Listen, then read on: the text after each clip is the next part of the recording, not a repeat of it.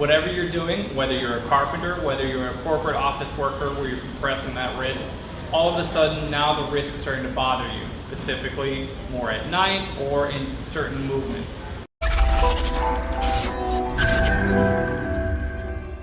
How's it going, everyone? I'm Dr. Brian Beer at Advanced Health Chiropractic down in the South Loop of Chicago. And today we're going to be talking about repetitive wrist injuries.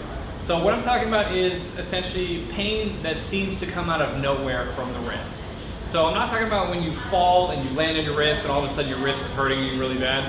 Obviously, you need to go to the emergency room, get an x-ray, you might have a fracture in the wrist. What I'm talking about is day-to-day, whatever you're doing, whether you're a carpenter, whether you're a corporate office worker where you're compressing that wrist, all of a sudden now the wrist is starting to bother you, specifically more at night or in certain movements. And so with repetitive wrist injuries, what we typically look at are tendonitis. So tendonitis is when the tendon of a muscle becomes very irritated and becomes inflamed. And what that inflammation causes is swelling around the area as well as compression on that muscle as well as the nerves surrounding it. So that can be very painful, very irritating. And so what we do here at Advanced Health Chiropractic is we look at the joints of the wrist as well as the muscles and tendons connected to it.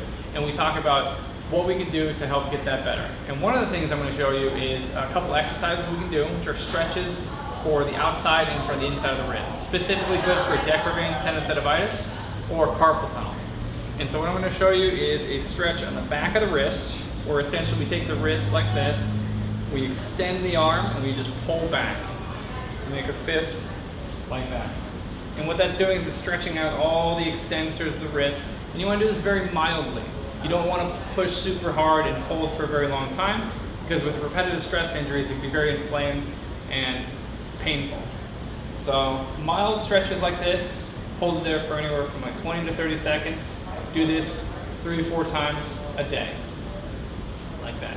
Same thing in the other way. We come here, we pull out, and we stretch this way. That's going to stretch the front of the wrist or all the flexors of the forearm. And same thing, 20-30 second hold, 3 to 4 times a day. And in a minute I'm going to show you an adjustment we do for different carpal bones of the wrist. Alright, so what we're going to do is we're going to show you a couple different exercises or adjustments for the wrist, specifically all around the carpal bones of the wrist.